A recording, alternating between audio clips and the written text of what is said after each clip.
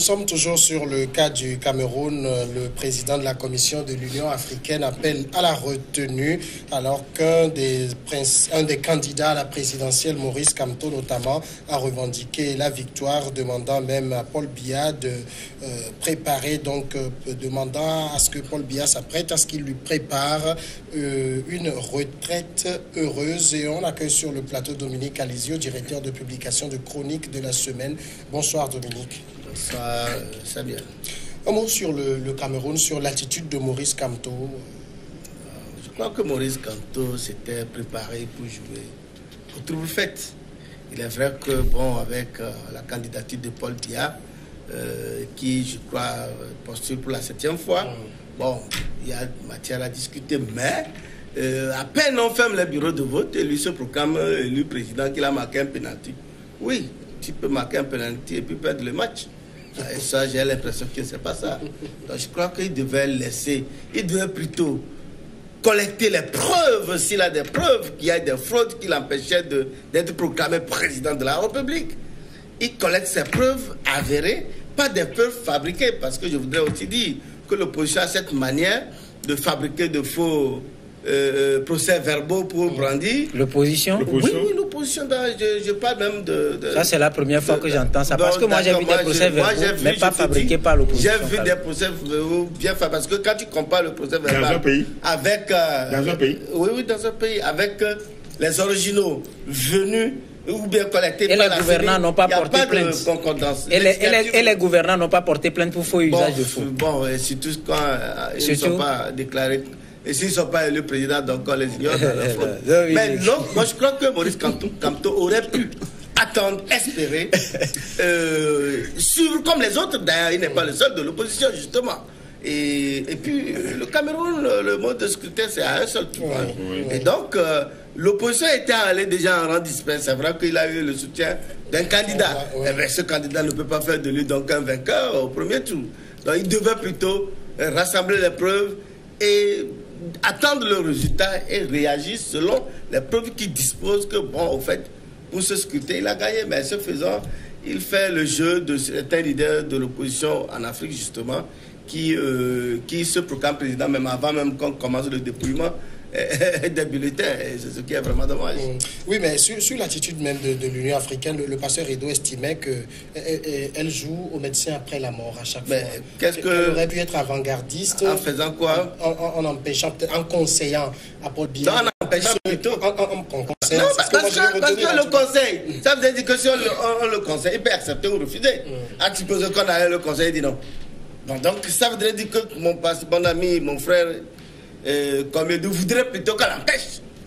Comme au Togo, les gens qu'on dise que bon, 2020, Fagnassime ne doit pas être candidat. Le bon sens pour Paul Biya. Ce n'est pas le bon sens. Les tests dans une république, on respecte les tests. Point barre. Et donc, on ne respecte pas les tests. Respecter quand ça va dans l'intérêt. On ne respecte pas les tests. Ça va dans l'intérêt des autres. Et on le respecte quand ça ne va pas dans l'intérêt des autres. C'est ça l'Afrique.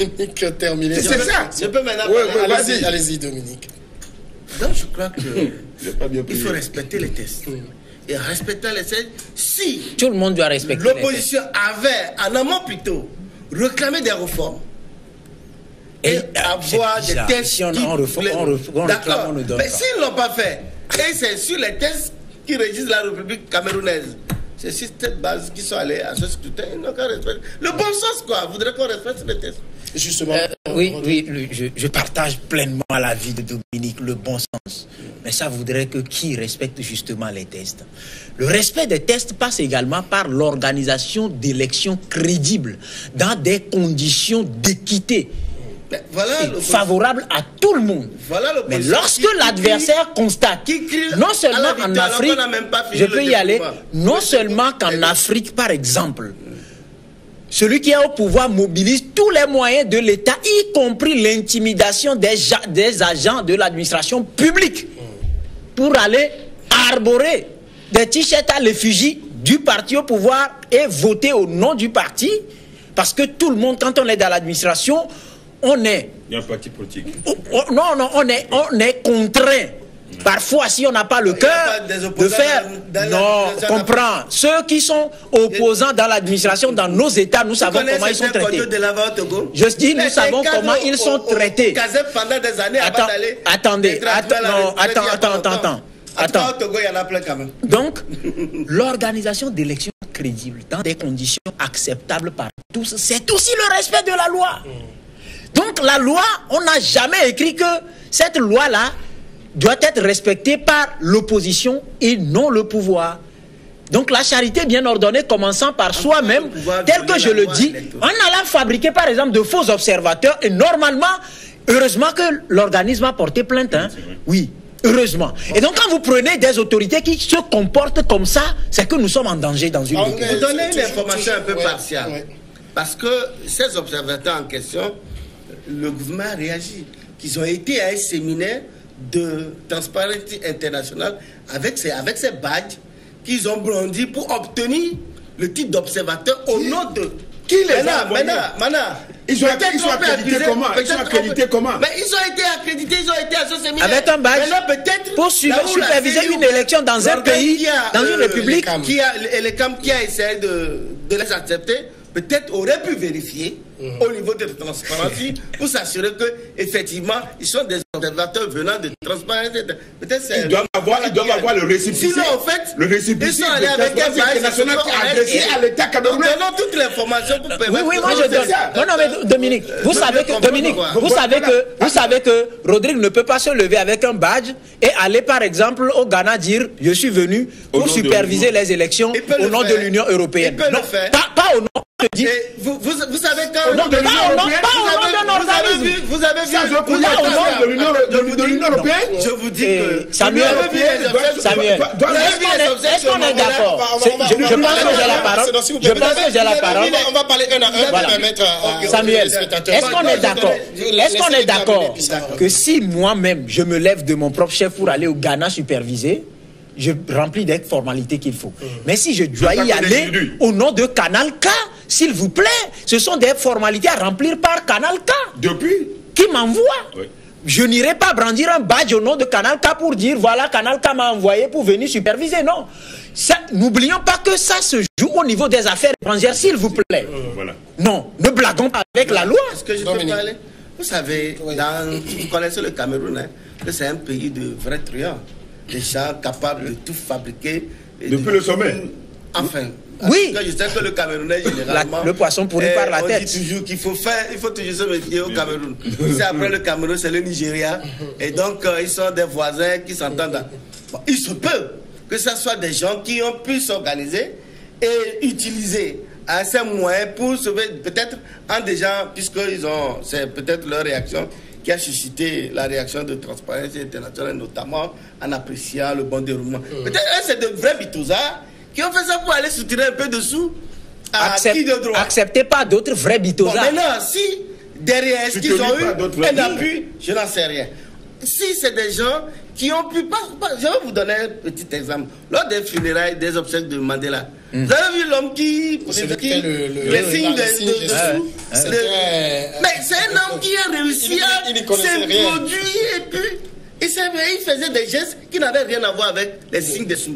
Mais c'est les sous qui regardaient. Mais le gars là, il cherche quoi? Tout ce qu'il fabrique là, c'est du bidon. On ne connaît pas. Mais comment il a pu réussir à se positionner à ce niveau? Personne ne sait. Donc c'est pour dire qu'il y a des gens très ingénieux. Vous pensez que l'exemple assied ici dans cette situation Pasteur, je rappelle qu'au Cameroun, malgré l'autoproclamation de Maurice Kamto, il a encore déposé des recours devant le Conseil constitutionnel, de même que Joshua aussi, pour annuler une partie du scrutin. Il se contredit là. Mais là, c'est vrai. Ouais, il se contredit. Mais c'est vrai quand même qu'on peut parler de la contradiction en ce sens que pour avoir pour s'être autoproclamé, hein, en principe, il devait être dans cette logique. Mais s'il estime que dans certains partis du pays, les élections ne sont pas bien déroulées, il peut aussi porter plainte, émettre des réserves et demander même l'annulation. Donc ça ne lui ôte pas le manteau qui s'est proclamé vainqueur. Mais au fait, je crois quand même que, comme l'avions dit, les règles du jeu étant Parce que... alambiqué. Oui, alambiqué. Bon, donc voilà, le sens que certains peuvent se donner pour dire, bon, il va falloir quand même que je crée un événement. Mais bon, peut-être en le créant... Mais là, on aurait peut-être... On aurait peut-être entendu cela de la part de Paul Biya. Mais c'est quelle base? J'ai été élu, qu'on l'aurait compris. Oui, non, pas forcément Paul Biya. Vous savez, Paul Biya est est serein d'une manière... Il est dans son fauteuil avec ses résultats. Dans son fauteuil avec ses résultats, sachant que l'ECAM le proclamera vainqueur. C'est possible aussi. J'ai parlé de la Gambie. De la Gambie, oui. L'exemple de Gambie est là, devant nous. Mais je crois quand même que... Une fois n'est pas coutume. Avec Paul Biya, c'est élection organisée pour gagner. Non, mais tu penses qu'il jamais avait organisé pour gagner? Samuel, si vous permettez, je suppose que Maurice Kamto n'a pas justement comptabilisé cette voix dont il cherche l'annulation et avoir son chiffre qui lui permet de s'auto-proclamer. Je rappelle qu'avant qu'un attaquant ou un joueur qui vient de tirer un penalty et a marqué commence par se donner la joie et jubiler et tout, c'est parce qu'il a constaté que le ballon a franchi la ligne. Donc, ne pensons pas qu'il n'a pas de preuves. Sinon, sur quelle base déposerait-il des recours pour l'annulation? C'est parce qu'il a des preuves que quelque chose s'est passé. Vous savez, aujourd'hui, moi je dis, le problème ici, c'est qu'on nous dit qu'un chien, Maurice Kamto, est en train de mordre un homme, ce qui est dans l'ordre normal. Mais lorsque un homme mord un chien, il y a un problème, pour moi, fondamentalement. Parce que comme je l'ai dit, il ne faut pas essayer de caresser dans le sens du poil de ces pépés sur le continent. Sinon, en temps normal, comme nous le disons, oui, tu l'auras, il va te le donner. Parce qu'il est libre de me couper quand il estime que j'ai fini. Mais pas de pression. Il faut avoir l'habitude de la maison. Ici, nous sommes au plateau d'une émission. Et donc, lorsque je parle des conditions, on vous dit, pour participer ou pour être invité à New World, il faut être, dans l'émission peut-être regard croisé, il faut être journaliste. Mais attends, il faut que ça se respecte. Et lorsqu'un cordonnier viendra au plateau, c'est là on dira Samuel, parce qu'on est déjà sûr que c'est un cordonnier, a aussi vérifié qu'en étant cordonnier, il ne produit pas des articles dans un journal qu'on pourra l'attaquer. Mais ici, lorsqu'on a tous les éléments possibles, ça décrédibilise l'entité qui a organisé, parce qu'il ne peut pas avoir de bonnes intentions derrière en fabriquant de faux observateurs pour avaliser les résultats qu'on a préparés. Je crois que nous sommes des journalistes et nous ne fabriquons pas les informations. Donc on fait des analyses en tenant compte de plusieurs paramètres. Par exemple, ces élections, c'est à un tour. Et au niveau de l'opposition, il y a plusieurs candidats. Et parmi les candidats, il y a des poids lourds, comme le chat de SDF, qui a un homme important, justement, ce qui a un homme important de député à l'Assemblée, ce n'est pas rien. Il ne les a pas fabriqués, les Chinois ne l'ont pas aidé à fabriquer des députés. C'est à l'issue d'un vote du peuple camerounais. Donc ça veut dire que s'il y a quelqu'un qui devait commencer par s'agiter, peut-être c'est lui. Pas forcément. Non, c'est important. Mais non seulement lui ne s'agite pas, mais voilà notre kidam qui se dit parce qu'il a le soutien d'un autre candidat, alors de facto... Il a été ministre, il connaît peut-être le système aussi. Je suis d'accord. Mais alors, il se proclame... Alors, qu'il attende, qu'il mobilise ses preuves, parce que l'autre aussi a supposé que lui, il se proclame président, élu, et Joshua se proclame. Quelqu'un d'autre, on crée quoi? Du désordre. Au niveau de l'opposition, hein. Ce n'est même pas au niveau de l'adversaire en face. L'adversaire n'a jamais paniqué sur le continent parce que les résultats préfabriqués sont toujours disponibles. Non, c'est ce que je disais tantôt. On a donné l'exemple de la Gambie. Le pasteur dit non, il n'a pas organisé ces élections pour les pètes, d'accord. Yaya Jammeh les avait organisées pour les pètes. Non. Mais donc, arrêtons peut-être que vous ne voyez schématiser pas. la chose. Moi, je reprends l'exemple de la Gambie pour vous. La Gambie, son adversaire a été son allié, a été membre de son gouvernement. Son adversaire connaît le système. Donc, prenez ça sur cet angle, vous comprendrez. On va attaquer l'autre sujet. Voilà, donc c'est dire que évitons de cautionner. Ah, Dominique. Et comme lui, il est toujours dans les rayons de l'opposition, donc il se dit que... Non, mais... Et comme Dominique est toujours dans les rayons du pouvoir, il comprend. Comme Dominique est toujours dans les rayons du pouvoir, il accepte qu'on préfabrique des résultats. En fait, le Cameroun, chaque fois qu'on parle de Cameroun est connu sur le plan sportif, le plan footballistique. Donc Cameroun c'est une référence sur le continent et dans le monde entier. Pourtant, moi, j'aurais souhaité quand même que la démocratie camerounaise, parce que jusque-là, quand vous voyez la démocratie camerounaise, on a dit le mandat qui est illimité, le mode de scrutin qui a un seul tour. Ça ne donne pas... C'est aussi un modèle de démocratie. Hein. Non, c'est un modèle de démocratie, mais sur le continent, ce que nous sommes en train de... C'est la même chose en Gambie. Mais Yaya Jammeh a été battu. Non, mais pourquoi nous croyons que le fait que le mode de scrutin a un tour et que... Aujourd'hui... Il n'y a pas de limitation de mandat, donc il n'y a pas de limitation de mandat. Il est en train de courir. Et ça ne reflète pas l'image, ça ne donne pas l'image que nous voulons avoir du Cameroun. Donc, si aujourd'hui... On assiste à ce que je l'ai déjà dit. Peut-être que Dominique n'est pas d'accord que à 85 ans, il puisse continuer comme un roi, hein, comme il en fait.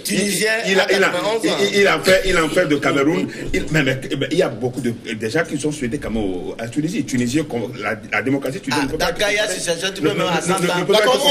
On va changer de sujet. On va passer maintenant au Niger. Le Niger a autorisé une société chinoise à lancer des prospections d'uranium dans le nord du pays, selon le site de la présidence nigérienne mercredi, approuvé mardi en Conseil des ministres. 2 conventions minières doivent permettre à la société chinoise Zijing Rishuang Science and Technology Development Company Limited de mener des recherches d'uranium et substances connexes sur 2 permis de tyrosérine dans la région septentrionale et désertique d'Agadez, selon un communiqué. Clairement, Rodrigue, on est sur un terrain franco-français. On connaît le poids d'Areva au Niger. Est-ce que le Niger dame le pion à la France sur ce dossier de l'uranium? Je ne pense pas que le Niger dame le pion à la France. Il faut voir, peut-être que c'est le côté visible de l'iceberg que nous voyons et que nous pensons que c'est une façon de damer les pions. Vous savez que la technologie, nous ne possédons pas la technologie en Afrique parce qu'on ne nous donne pas la chance de mettre en évidence nos compétences en la matière.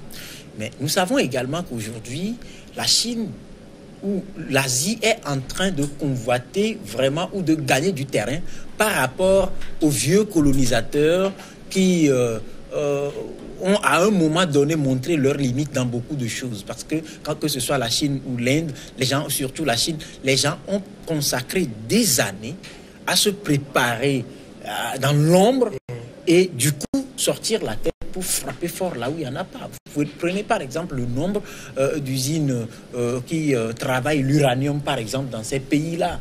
Donc aujourd'hui, il y a une reconfiguration qui se dessine et peut-être que si même en interne l'Afrique se met au pas, on pourra peut-être à partir de là obtenir quelque chose comme indépendance pour notre continent aussi. Maintenant, la question est de savoir, oui, le Niger aujourd'hui, à ce niveau-là, ça profite à qui? 4e producteur d'uranium. Ça, c'est le rang. Ça profite à qui? C'est la grande question. C'est le rang, oui, 4e, parce que c'est au Niger qu'on a ça. Ça profite à qui? C'est la grande question. Est-ce qu'aujourd'hui, parce que nous savons que les gens n'ont pas atteint ce rang avant de disposer d'une arme atomique. Et aujourd'hui, on ne peut pas permettre au Niger d'esquisser des pas vers là. Donc, à qui cela profite?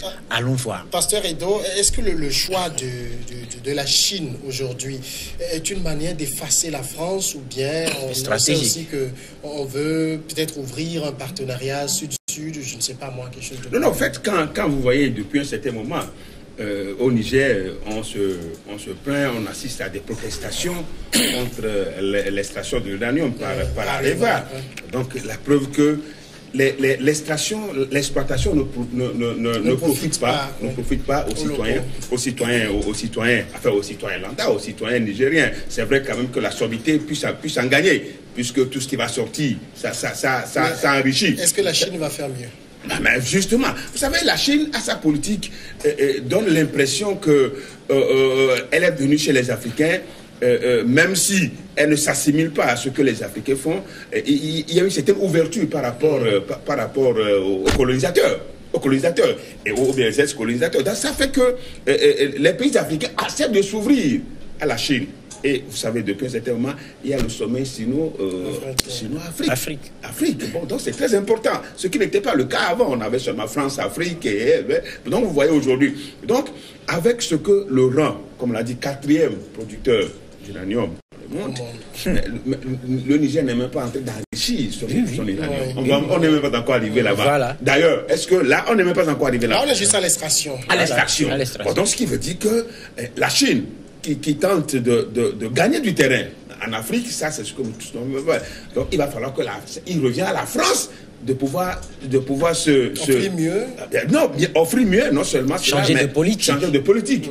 Et veiller à ce que la Chine, tôt ou tard, la Chine ne lui prenne le terrain. Et ça, c'est la concurrence. Le terrain est déjà pris.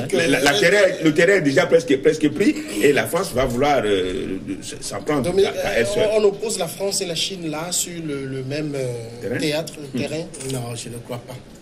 Vous savez, aujourd'hui, l'uranium n'est plus tellement un enjeu majeur dans le système économique mondial parce que longtemps vers l'abandon des réacteurs nucléaires qui produisent de l'énergie. L'arme nucléaire, ça c'est autre chose. Mais au fait, ce qui consomme ou bien ce qui fait que l'uranium entre-temps prenait de la valeur, puisque entre-temps, je crois en 2016, c'était pratiquement à 135 la tonne, mais aujourd'hui c'est descendu jusqu'à 20. Alors c'est parce que entre-temps, il y a sur 10 réacteurs, 8 réacteurs au Japon, après le tremblement de Fukushima, il y a eu 5 réacteurs qui sont arrêtés. L'Allemagne a annoncé la réduction de ces réacteurs. La France également. Et d'autres pays, même aux États-Unis, il y a des réacteurs, parce que ça pollue. La pollution de l'uranium, c'est très radioactif. Et vraiment, sa conservation vraiment crée un problème à travers le monde entier. Parce que son numéro atomique est élevé. 12 et 93. Donc, Areva a produit beaucoup de matières qui ne sont pas vendues. Et donc, ça crée même un problème à Areva, même, qui actuellement a annoncé même la suppression des postes au niveau de l'exploitation d'Arlit, par exemple. Donc, si les Chinois veulent aller prospecter le produit qui est en train de vivre ces derniers moments, s'il faut le dire ainsi, bon, est-ce que les Français vont s'obliger? Parce qu'avant, c'était un enjeu stratégique, puisque la France avait pratiquement le monopole au Niger. Et ça lui permettait donc de vendre et d'alimenter des réacteurs qui produisaient de l'énergie, qui produisent de l'énergie. Maintenant que la politique est tend vers l'abandon, et surtout pour des problèmes écologiques et autres, donc aujourd'hui, cette matière n'est plus prisée comme avant. Donc peut-être ça peut amener la France à se dire, bon, qu'à cela ne tient, si les Chinois veulent... Mais là, est-ce qu'on ne peut pas y voir, peut-être la Chine aussi veut l'énergie atomique? La Chine, non, je vous ai dit qu'ils en ont déjà. Ils ont la bombe atomique, ils ont également les réacteurs. Ils ont tout. Mais, vous savez, la Chine, c'est ce pays-là qui nous apprend finalement que les vestiges laissés par d'autres peuvent être utilisés autrement. Donc il ne faut pas négliger le fait que la Chine court vers un secteur que les autres abandonnent. Ça peut être encore utile. Ce n'est pas parce que les autres l'abandonnent, mais les Chinois aujourd'hui disposent d'une telle technologie où vous les voyez par exemple sur les grandes réalisations et vous appréciez. Et donc, ils sont prêts à recycler beaucoup de choses. Regardez même les smartphones que nous utilisons. Il faut se demander plutôt pourquoi la Chine court vers un secteur qui est en train d'être abandonné par les autres. Non, parce que l'uranium ne sert pas qu'à alimenter les réacteurs. Peut-être il y a d'autres utilités. Et puis nous sommes dans un monde scientifique où des gens passent de découverte en découverte. Qu'est-ce que la Chine aurait déjà trouvé d'autres. Donc c'est un peu ça. Il ne faut pas perdre de vue, mais je crois que la Chine est en train de damer le pion sérieusement à la France sur ce plan-là. Parce que même si non seulement sur le terrain de l'uranium, un peu partout. Parce qu'il n'y a pas que l'uranium. J'ai comme l'impression que la Chine est en train d'adopter, d'aller vers une stratégie de revanche. Parce que hier, j'ai été anéanti, frappé, tout et tout. Je reprends progressivement maintenant. Il est temps d'aller progressivement pour régler les comptes à ceux qui m'ont détruit hier. Et donc, il ne faut pas perdre de vue cette réalité. Mais ce qui aussi permet de voir un tout petit peu l'intérêt par rapport à l'exploitation de la France, c'est que la Chine, quand la Chine vient, la Chine ouvre mieux que la France. On va marquer la pause. Peut-être on peut revenir sur le sujet en deuxième partie éventuellement.